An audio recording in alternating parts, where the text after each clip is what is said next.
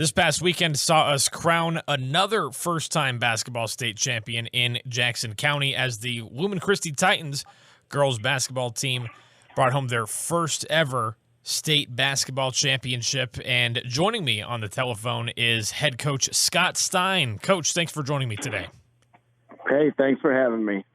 Of course, and I wanted to first go back to last season. You were with Arbor Prep, won your third state championship in 4 years, and during that playoff run, you defeated Lumen Christi in the state quarterfinals, a very low-scoring physical game. What were your first impressions of this Lumen Christi team in that game? I knew that they had a couple really talented players in Kenna Hunt and Lucy Rozak. And I knew, past them that they had, pretty much everybody returning and that they played well together. They were tough-minded kids. They competed hard. To be honest with you, they seemed like the type of kids that I really enjoy to coach. Yeah, and it's a good group of girls with this team. They've been on the rise the last couple of years, and then going into this season, you take the reins, really, especially with that championship experience the last several years with Arbor Prep, really looking to elevate this team to the next level. Looking at this season in the regular season, I want you to think about one specific game. Was there one specific game that stood out to you in the regular season that was like, man, this team is something special? I don't, I never really thought about that. I don't know that there was one that, just definitely popped in that way. I think, late in the season when we had gotten to the Catholic League Championship against Orchard Lake St. Mary, especially that first half we played against them, it was pretty clear, that when we lock in defensively and then we make shots and really we were a great rebounding team all year up until that first half of the state championship game. But it was pretty obvious that when we do those things that we're really good at and we make shots that we could beat any team in the state on those nights. Yeah, and that was definitely evident in that postseason run. So early on in the playoffs, you were in the district championship against Grass Lake. This is a Final Four caliber matchup. Both these teams absolutely phenomenal. I would argue, obviously, the best two teams in the county. And just talk about that district championship with Grass Lake. Yeah, it's just, it happens throughout the state where, in certain districts you end up with, two of the, top teams in that division in the same district. And it's just, it's unfortunate that we were in the same district because, I think I said to one of the interviews after that game that Grass Lake very well may have been the second best team in Division III. And not taking anything away from, Palama Westphalia or Niles Brandywine or anybody else for that matter. But, I think that probably still stands. I think you had a state championship type of game in a district championship. But when just the atmosphere of that gym, I know it wasn't for all the marbles like you play at the Breslin, but in terms of a district championship, that gym and the environment, it was unbelievable. I told the girls when we walked in at 5:45 and that gym was almost sold out at that point and everybody was cheering. We walked into the locker room and I'm like, if you didn't, I've been preaching all year about how they need to appreciate the fan base that we have and the support that we're given. And, it's something we talked about before the game that night. Just the environment was great. Yeah, and that was I had never seen anything like that. I showed up to that game. So I was doing games all week, and even the prior week doing the boys district tournament there, and any game for that matter.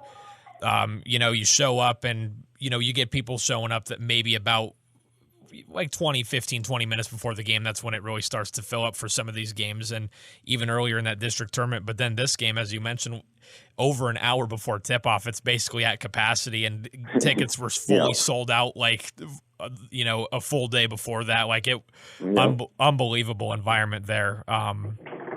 And you guys were able to get that win, and rest of the playoffs, really up until the state championship, the regional tournament, the quarterfinals.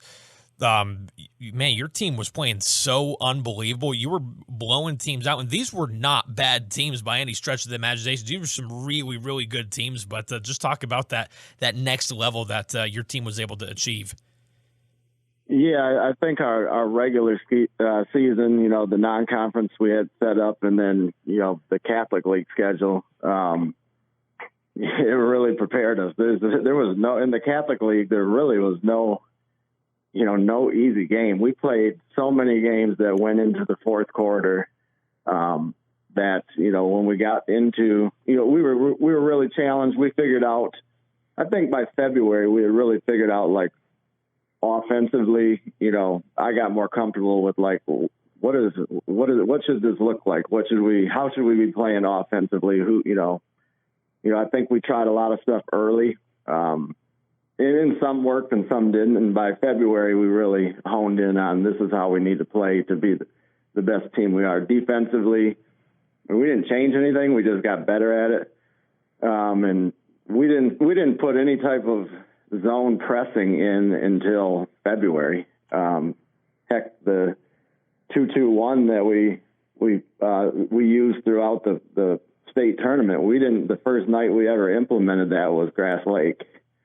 So, I just think, figuring out what we were good at and then adding some new things, it's always been for me about March. Like, now that we're I'm a part of a league now.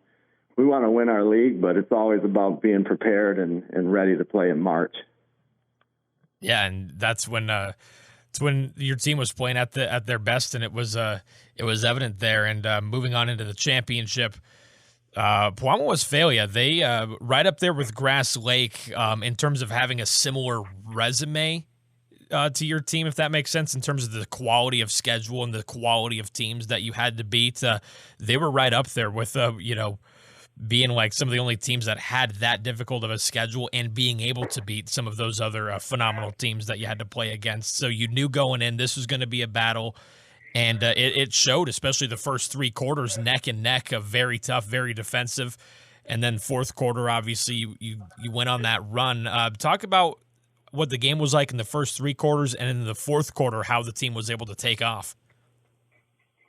I think, Steve Eklund he may be the top coach in Division III. We've had, I've been in some battles with Puama Westphalia over the years, and there's been a couple that he's taken from my team. So we knew it was going to be a challenge. You don't make it that far without being great, and they have a lot of history there with their program, and they have a great coach. So, we talked about in the locker room before the game, even, like, we're going to get punched. Like, we talk about, like, boxing matches, like, we're going to get punched. Like, we have to punch back. Like, they go on the run, instead of being, like a 10-2 run, we got to make it a 5-2 run. We got to punch back. We got to take what they're doing and respond. And we did a pretty good job of that. I think, especially on the defensive end, I think the moment in the first half, it got to us a little bit defensively, and we were doing some things that we, just chasing our girl around when, she's on the weak side of the court and we should be on the midline. We just did some things that were uncharacteristic that probably kept the game close longer than, what we would have liked. But on film, we knew that we could throw a zone out there. We didn't play much zone all year, but we knew we could throw a zone out there because they had struggled a little bit throughout the year when they saw a zone. So we went to that, and, it ended up working. Once we figured out how they wanted to attack it with some of their flare screens up top, and then some of the back screens that they got us the first play of the third quarter. They got us on a back screen for a layup over the zone. But once we adjusted to those couple things, by the fourth quarter, defensively, we were locked in.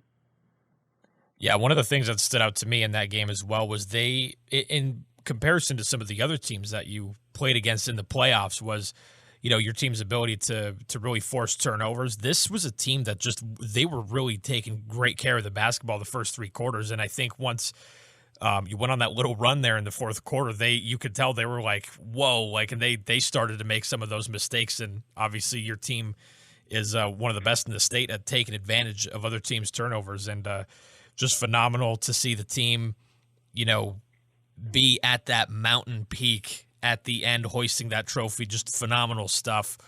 Talking about the team overall, talk about the seniors. There were some great seniors on this team. I think 6 total seniors on the team, if I have that correct, and 3 of them were starters.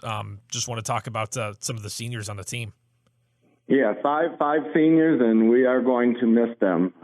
That's something we've talked about as a coaching staff, and it's something we've talked about with all the girls, especially the returners. That last week or so of practice, there were a couple of conversations of, at the end of this week, Ruby's not going to be back, Paige isn't going to be back, Lily's not going to be back, Cody's not going to be back, Riley didn't play as much, but Riley was a valuable member of our team. And when she did get her opportunities in games, she was a bucket getter. But we're going to miss them. They did all of the little things. Kenna and Lucy give most of the headlines. But I've been really fortunate to coach some really good defenders over the years. And Ruby Boyce is one of the top defenders I've ever coached. Always in the right spot. Always willing to take charges. Willing to get rebounds. We could put the ball pressure on that we put on because we had players like Ruby that were behind, that were always in the right spot to help. Paige would get us some baskets here or there in crucial moments. But she also was like that third ball handler for us that could relieve pressure.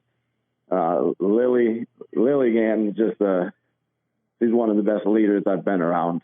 She's going to play college softball, and she's going to be great at it. But Lily stepped up huge when in the semifinal, when we knew that they were probably going to potentially play some type of a junk defense, and we had practiced the day before for a triangle and 2, and talked about it in the locker room beforehand, and I just let her know, if they do this is what you're going to do. And she came out and executed exactly what we had talked about in the biggest moment of her life at that point. So those seniors, we're going to miss them. Yeah, and a great group of girls with this team, with those seniors. And moving on to the next season, obviously, Kenna Hunt, Lucy Rozek, going to be juniors next year, and some other quality returners. The ones that stand out to me, Erin O'Dowd and Tristan Johnson. Just get your thoughts on kind of what you're looking forward to next year. Yeah, we're not going away. We're not going away. We won't be quite as we weren't big this year, but we're going to be even smaller next year, but I think we're going to be even more athletic. And it may look a little different. We may really turn up the pressure and do some more running and jumping and trying to speed the game up even more because of the athleticism we're going to have on the floor. But, Tristan Johnson got a lot of experience this year, and she played great both games at the Breslin Center. For a freshman to be able to go in there and play her role almost perfectly. That's just a statement to the type of kid she is. She's going to have a big year. Her responsibilities are going to be probably doubled next year.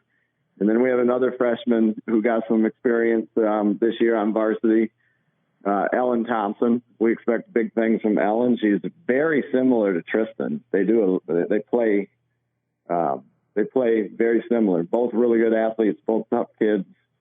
So combine those two guards with Kenna and Lucy, and then Aaron may be playing the 5 for us if that ends up being our best lineup.